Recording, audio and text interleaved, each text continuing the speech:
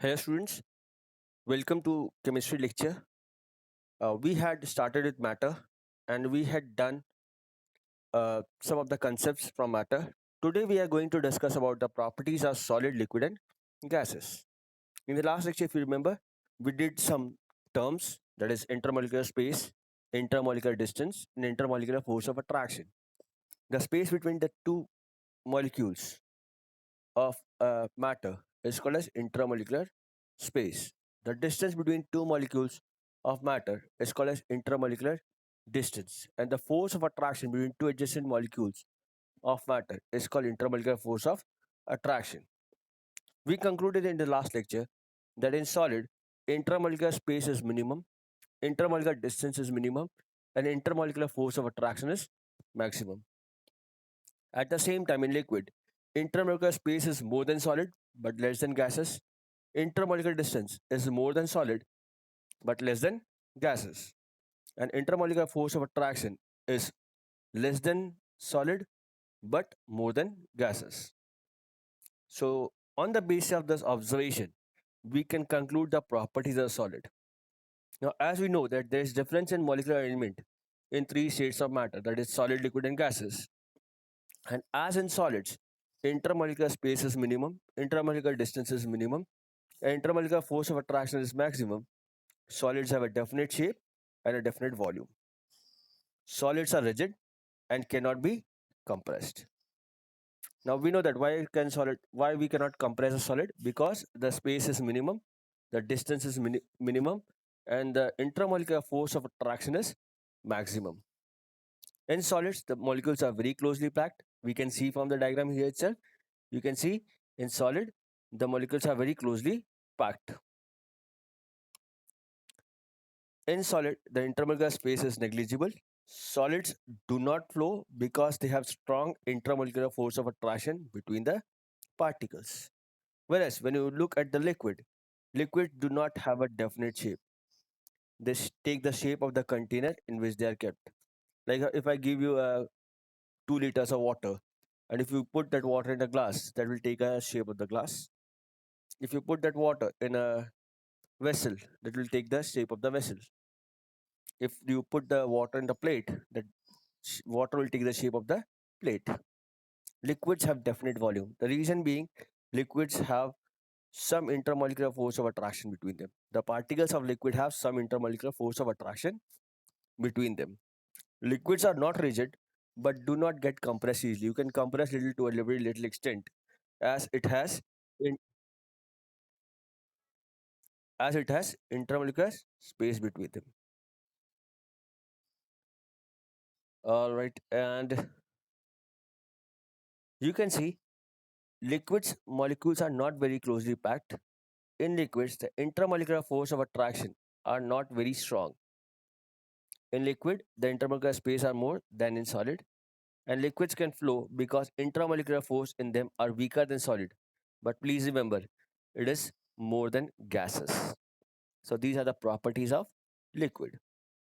Now, now comes the turn of gases. Now, when I'm talking about gases, gases will not have a definite shape, nor they will have a definite volume. Because in gases, the intermolecular space is maximum, intermolecular distance is maximum, and intermolecular force of attraction is minimum. Gases are not rigid and can be compressed easily. The best example, which we have been discussing, is CNG and LPG gas. CNG is compressed natural gas used in our vehicles, and LPG is a liquefied petroleum gas which is used in our household activities. Both the gases are compressed at a very high pressure and filled in the container. When these gases are compressed, they get converted into a liquid state. The gas which is present in the cylinders at your home or in your cars are in the compressed form. Once the pressure is released, again these gases will regain its original state, that is gaseous state. If you check at burning point, that is at the burner point, the gas is in the form of LPG is in the form of gas. In gases, molecules are very loosely packed. In gases, the intramolecular force of attraction are negligible. In gases, the intramolecular space are maximum. Gases can flow easily because intramolecular force in them are weak. intramolecular spaces are maximum. Hence, gaseous molecules can move freely. Now, we have seen that solid cannot be compressed, liquids can be compressed to a little extent, and gases can be highly compressed. So, the question, if you see in the yellow box, is asked, can solid, liquid, and gases be compressed to equal extent? No. The reason being, again, in solid, the molecules are closely packed. In liquids, the molecules are little loosely packed, and in gases, the molecules are loosely packed. So, gases can be compressed to a higher extent as compared to liquid and solids. Now, there's an activity given in our book to compare the extent to which a solid, liquid, and a gas can be compressed. Here, materials require are three disposable syringes. You can see in the diagram with piston, three rubber cork, common salt, or sand and water. Now, take three disposable syringe with piston and label them as A, B, and C. You can see in the syringe A, we have taken common salt. In syringe B, we have taken water, and in syringe C, we have taken air. Now remove the piston from each syringe and fill common salt or sand in syringe A, water in syringe B, and in syringe C, just put back the piston without filling anything in it. Note the initial reading of the piston in all three syringes. Now press the syringe one by one. Observe what happens. Now you can see initial reading in syringe A was 3 and it remains 3. The initial reading in syringe B may be 3, but now after pressing it, it has decreased a little. But in syringe C, you can clearly see the reading has dropped down to 1. That means gases can be compressed easily, liquids can be compressed to a little extent, and solids cannot be compressed.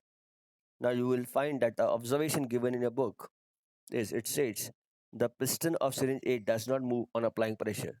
There is no change in the reading, showing that the common salt or sand does not get compressed on applying pressure. The piston of syringe B moves a little and a slight change in the reading is noticed. This shows that water, which is a liquid, can be compressed to some extent. The piston in syringe C move easily and a change in reading is observed. This shows that gas can be compressed easily on applying pressure. So from here we can conclude about the compressibility of solid, liquid and gases. So from this particular activity we can conclude solids generally cannot be compressed, liquids can be compressed to some extent and gases can be compressed easily.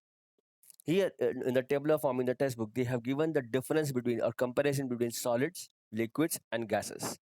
Now first property is arrangement of molecules. In solids, molecules are very tightly packed. In liquids, they are loosely packed, and in gases, they are very loosely packed. Intermolecular force of attraction is strong in case of solid. In liquid, it is weaker than solid, but stronger than gases. Intermolecular space negligible in solid, medium in liquid, and maximum in gases. Now, solids have fixed shape. Liquids have no fixed shape. They take the shape of the container. Gases have no fixed shape, takes the shape of the container. Now, solids are rigid, liquids are not rigid, and gases are also not rigid. You can remember liquids and gases possess a property called as fluidity. Fluidity means they can flow.